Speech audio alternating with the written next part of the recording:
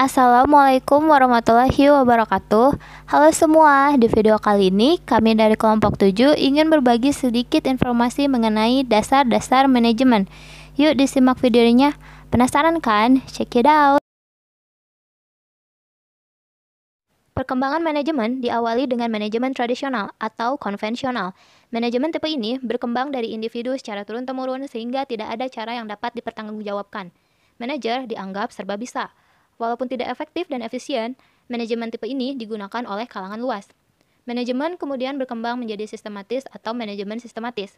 Pada manajemen tipe ini, suatu rangkaian kerja dilakukan untuk memenuhi tuntutan efektivitas dan efisiensi. Dibandingkan dengan manajemen tradisional, manajemen ini lebih baik karena informasi diperoleh juga dari orang lain. Manajemen berkembang lagi menjadi manajemen ilmiah atau scientific management, yaitu manajemen yang berdasarkan ilmu pengetahuan. Manajemen tipe ini dicirikan dengan optimalisasi keluaran atau minimisasi masukan dan menggunakan model matematis. Perkembangan manajemen merupakan buah akal pikiran para ahli. Berikut ini beberapa ahli yang berperan dalam perkembangan manajemen. Yang pertama ada Frederick Winslow Taylor. Beliau ini merupakan pencipta scientific management. Hakikat dari scientific management ini adalah revolusi mental manajer dan karyawan serta penerapan ilmu pengetahuan untuk melenyapkan sistem coba-coba untuk setiap unsur pekerjaan. Frederick Winslow Taylor ini berpendapat bahwa manajer merupakan pelayan bagi bawahannya.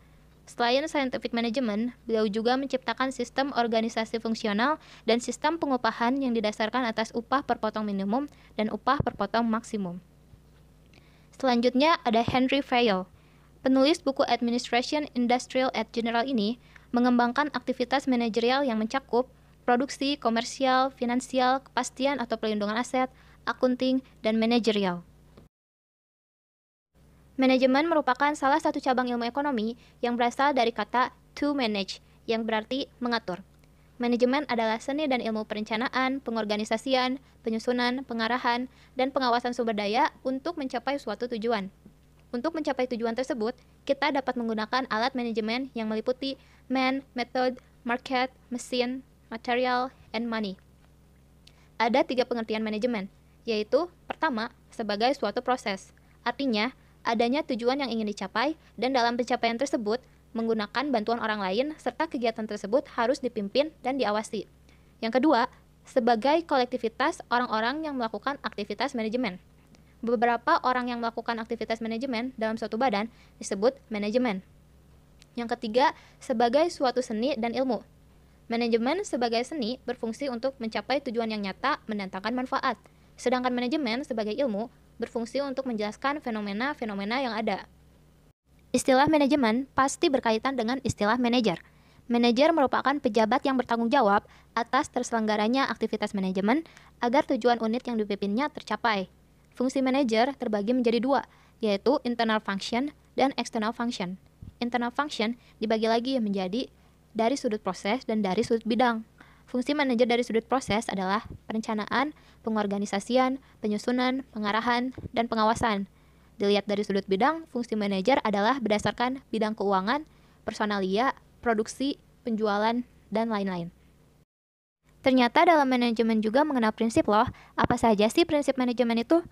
Menurut Henry Fayol dalam Malayu tahun 2002, prinsip umum manajemen adalah pertama, pembagian kerja, lalu kekuasaan dan tanggung jawab, selanjutnya disiplin, kesatuan perintah, kesatuan arah, mengutamakan kepentingan umum di atas kepentingan pribadi, remuneration of personnel atau asas pembagian gaji yang wajar, lalu pusat wewenang, hierarkis, order atau keteraturan, keadilan, inisiatif, asas kesatuan, dan kestabilan jabatan. Henry Fayol dalam Minardi pada tahun 1990 mengemukakan ada 5 fungsi manajemen. Yang pertama, planning atau perencanaan. Mundy dan Primarks pada tahun 1995 menjelaskan planning is the process of determining in advance what should be accomplished and how it should be realized. Artinya, perencanaan merupakan proses menentukan apa yang seharusnya dicapai dan bagaimana cara mewujudkannya. Rencana yang baik harus memberikan jawaban pada pertanyaan 5W1H.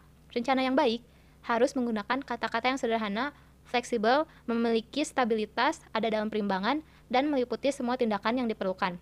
Rencana dapat dibuat oleh manajer, panitia perencanaan, bagian perencana, dan staf perencana. Kegiatan yang dilakukan dalam fungsi perencanaan ada 7, yaitu pertama, meramalkan atau forecasting. Yang kedua, menetapkan maksud tujuan atau establishing objectives. Yang ketiga, mengacarakan atau programming. Yang keempat, menyusun tata waktu atau scheduling. Yang kelima, menyusun anggaran belanja atau budgeting. Yang keenam, mengembangkan prosedur atau developing procedure. Yang ketujuh, menetapkan dan menafsirkan kebijaksanaan atau establishing and interpreting policy. Berikut ini adalah langkah-langkah dalam membuat rencana. Langkah pertama yaitu menetapkan tugas dan tujuan, lalu mengobservasi dan menganalisis, kemudian mengadakan kemungkinan-kemungkinan, lalu membuat sintesis, dan langkah terakhir menyusun rencana. Organisasi diartikan sebagai badan dan bagan atau struktur. Sebagai badan artinya sekelompok orang yang bekerja sama untuk mencapai suatu atau beberapa tujuan tertentu. Sedangkan sebagai struktur berarti gambaran secara skematis tentang hubungan-hubungan kerjasama dari orang-orang yang terdapat dalam rangka usaha mencapai suatu tujuan. Lalu ada bentuk-bentuk organisasi. Pertama, bentuk organisasi garis oleh Henry Fayol. Ini merupakan bentuk organisasi yang paling sederhana. Ciri-cirinya yaitu organisasi masih kecil, jumlah karyawan sedikit dan saling mengenal, serta spesialisasi kerja belum begitu tinggi. Selanjutnya, ada organisasi fungsional oleh Frederick Winslow Taylor. Cirinya, segelintir pimpinan tidak mempunyai bawahan yang jelas. Setiap atasan berwenang memberi komando kepada setiap bawahan. Selanjutnya, ada bentuk organisasi garis dan staf oleh Harrington Emerson. Umumnya dianut oleh organisasi besar, daerah kerjanya luas, mempunyai bidang tugas yang beraneka ragam dan rumit, serta jumlah karyawannya banyak. Yang terakhir, bentuk organisasi staf dan fungsional. Bentuk organisasi staf dan fungsional ini merupakan kombinasi dari bentuk organisasi fungsional dan bentuk organisasi garis dan staf. Dalam suatu organisasi, pastinya ada departemen, staf, dan panitia. Departemen ini artinya adalah pembagian kerja. Dasar-dasar departementasi dapat dibedakan atas dasar teritorial, dasar produksi, dasar langganan, dasar fungsi, dan dasar-dasar lainnya seperti proses, perkakas, dan waktu. Selanjutnya ada staf. Staf adalah petugas khusus menurut keahliannya yang diangkat untuk memberi layanan dan nasihat kepada manajer di dalam suatu organisasi.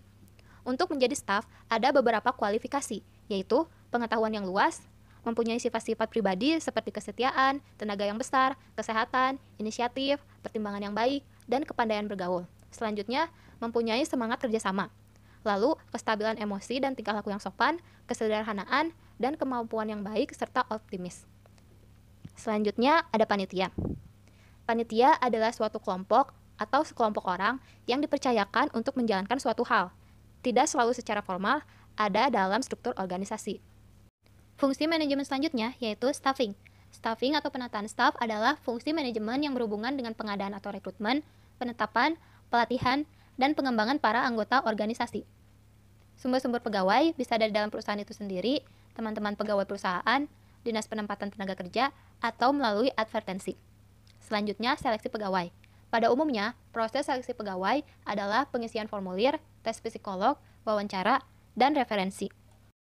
Memajukan pegawai bertujuan untuk menambah keahlian dan efisiensi kerja dari bawahannya dalam melaksanakan tugas-tugasnya dan menempatkan pada jabatan yang paling tepat dengan cara melatih, mempromosikan, dan memindahkan. Pemberhentian atau pemutusan hubungan kerja atau PHK dapat terjadi karena keinginan pegawai, keinginan perusahaan, karena pegawai meninggal, dan karena penetapan dalam perjanjian kerja antara perusahaan dengan pegawai. Pensiunan yaitu suatu tindakan pemberian penghormatan kepada pegawai yang produktivitasnya sudah turun, dengan mengingat jasa-jasa pegawai tersebut. Pensiunan ini yaitu ada pensiun normal, diberikan untuk karyawan yang umurnya sudah mencapai masa pensiun. Lalu ada pensiun dipercepat, diberikan karena kondisi tertentu seperti pengurangan pegawai. Selanjutnya ada pensiun ditunda, adalah karyawan yang berhenti bekerja sebelum usia pensiun normal, sehingga pembayaran dana pensiunnya ditunda sampai mencapai usia pensiun normal. Yang terakhir, pensiun cacat, diberikan karena adanya sebuah kecelakaan saat kerja yang menyebabkan karyawan tidak mampu dipekerjakan lagi. Lalu selanjutnya upah. Upah yaitu salah satu insentif penting bagi para pegawai dalam perusahaan. Pada umumnya, perusahaan mengikuti pembayaran upah sesuai dengan tingkat upah umum. Fungsi manajemen selanjutnya yaitu directing and controlling. Perintah adalah suatu instruksi resmi dari seorang atasan kepada bawahan untuk mengerjakan atau tidak melakukan sesuatu. Tujuan pemberian perintah yaitu mengkoordinasi kegiatan bawahan agar terkoordinasi pada tujuan perusahaan. Lalu, menjamin hubungan baik antara pemimpin sendiri dengan bawahannya. Lalu, memberikan pendidikan kepada bawahan serta untuk merealisasikan tujuan perusahaan. Selanjutnya ada pengawasan.